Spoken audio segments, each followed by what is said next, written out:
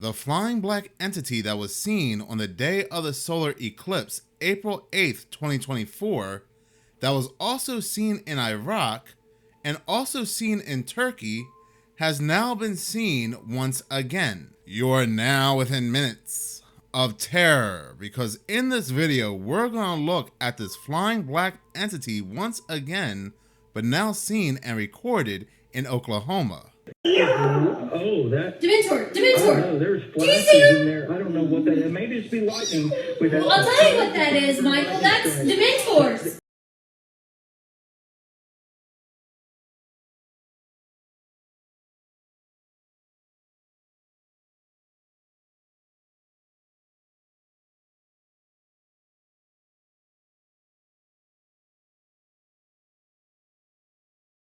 Going back to April 8th, 2024, the day of the total eclipse, the solar eclipse, that would be the very first time that whatever this is was recorded on video, because I have been extremely interested finding any additional information about these flying entities, especially any videos that go back before April 8th, 2024. Now, look, people, I am 100% fine with not everything being a conspiracy theory.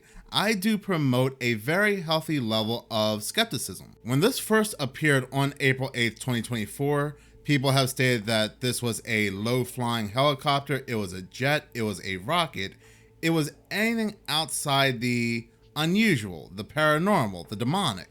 I can say that no, this is not a helicopter, this is not a plane, but I'm not going to die on a hill trying to convince people otherwise. Now that they have been seen in Iraq and Turkey, people are pushing away from the plane and helicopter and jet theory, and now they are saying that these are birds. While at the same time, not everything has to be a conspiracy theory, not everything has to be explained or in the realm of logic.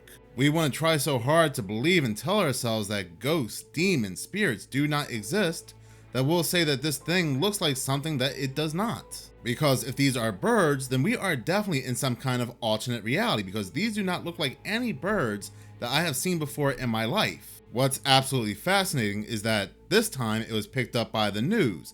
Before, people can say that what was seen in Texas, what was seen in Iraq, what was seen in Turkey was AI or editing, but now even the news have captured this on video. So then what exactly are these black flying entities that seem to be slithering in the skies and flying at high speeds? Now, I may just have an idea what these might be, and I may be onto something here. So the first time that this black snake-like slithering entity flying at high speeds in the skies was seen was on April 8th, 2024, the day of the solar eclipse. Anytime something unusual is seen or something unusual happens, I like to point fingers at CERN, Fermilab, or organizations like CERN and Fermilab. And I am currently doing just that when it comes to this massive anomaly seen in Antarctica. I do believe CERN has some type of involvement because this is popping out of Bouvet Island. And Norway owns Bouvet Island, and they are a part of those 13 countries that founded CERN. But this time, shockingly enough, in this video, I'm going to let CERN off the hook. Not really, sort of. They'll be most likely seen as the secondary antagonist or the secondary villain in this video. My attention is actually going to be on NASA this time. You know, the same NASA that has that red serpent's tongue in its logo if you look hard enough. Well, NASA, the day of the solar eclipse, just happened to fire off 3 rockets known as Apophis, otherwise known as the devil. This is ancient Egypt terminology. But this was all under a project called Project Serpent.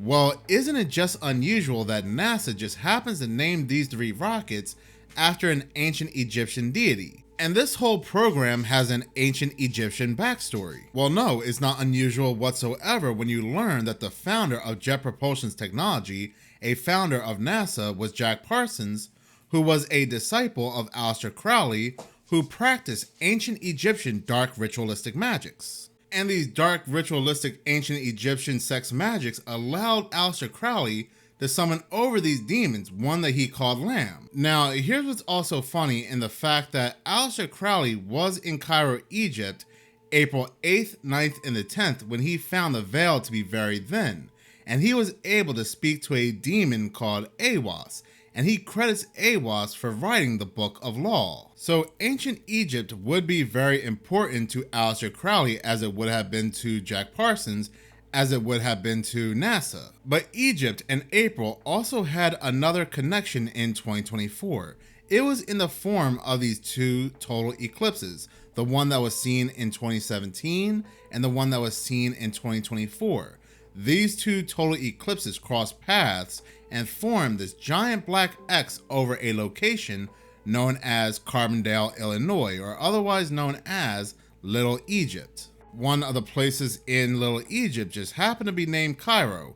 But isn't it just a bizarre coincidence that on April 8th, Aleister Crowley was in Egypt and he was talking to a demon Aiwass, and then present day, during the total eclipse that crossed paths over a location known as Little Egypt, NASA just happens to be firing 3 rockets that have a connection, a named connection, back to ancient Egypt. So again, who are these 3 rockets named after? They are named after Apep. Apep would be the Christianity equivalent to Satan. Apep also had another name, and that other name was Apophis in Greek. And Apophis was an ancient Egyptian demon of chaos who had the form of a serpent. Apophis was the ultimate symbol of evil, and Apophis, Apep, just happened to be a flying serpent, a flying snake.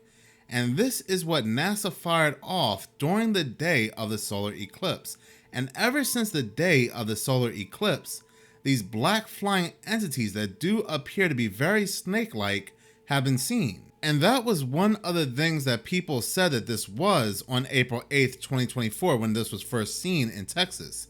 Outside of people saying the usual, like this is a plane, a helicopter, to people saying this was a UFO, there were people that were saying that this was a dragon. And now we know what NASA's rockets are named after. They are named after a great demon, a flying serpent. That, once again, is basically the equivalent to Satan. Isn't that just such a bizarre coincidence?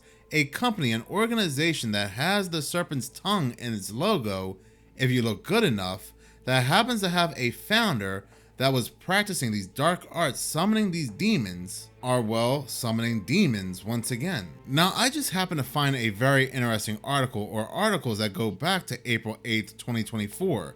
And you have to remember who owns news and media.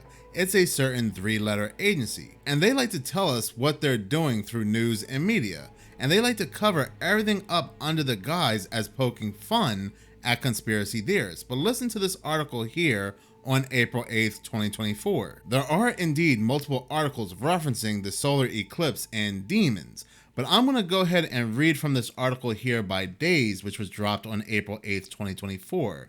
And the title of this article is, Will the Large Hadron Collider Summon a Demon During the Solar Eclipse? Some conspiracies have emerged about the April 8th eclipse, from NASA working with an ancient Egyptian deities to sleeping giants waking up in America's state parks. Here we've gathered some of our favorites. Listen to this eerie part in the article. During the eclipse on April 8th, the space agency is scheduled to launch 3 sounding rockets from its flight facility in Virginia to study how Earth's atmosphere is affected when sunlight momentarily dims over the planet.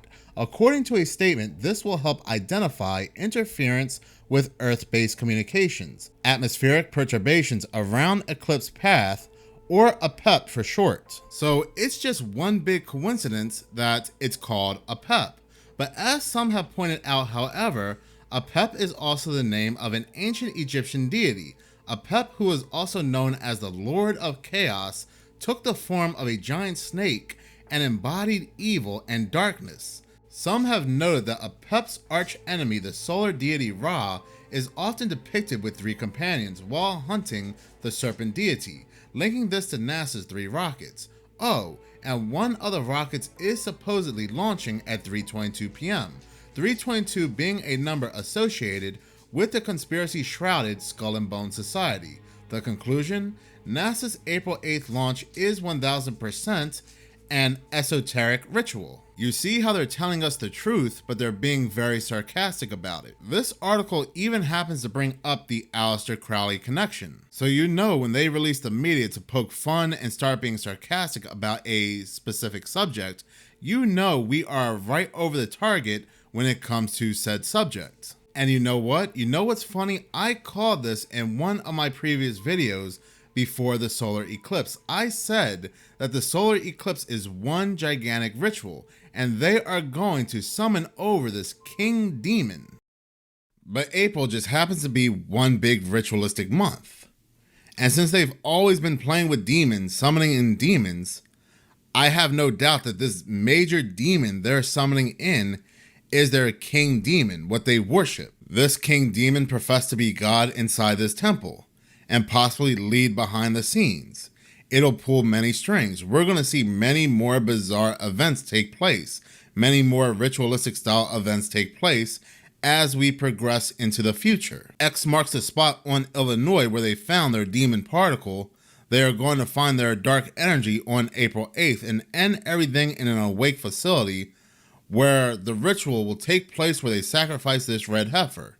It all comes together. That same day of the solar eclipse, bots were just released like crazy on my channel and other people's channels as well. There are people making comments that I've never seen before. People saying, look, see, I told you so. The world would not end on the day of the solar eclipse. Nothing happened. They were constantly saying this on my channel and, like I said, other people's channel that were talking about the solar eclipse in a more ritualistic light. And the purpose of these bots was to cover up us talking about the rituals and what people were seeing in the skies. So I have no doubt whatsoever that NASA is summoning these demons over. Their founders have a history of summoning demons over. And like I had stated, CERN is a minor villain, a secondary villain in this story, because all these organizations work hand in hand. CERN has stated higher dimensional entities have crossed over. They are calling them ghosts, but they're labeling them particles. Let's not also forget that NASA and SpaceX work hand in hand as well. And as coincidence may have it, a company under SpaceX called Portals happened to be back in operations at the end of April. And what was popping up just recently?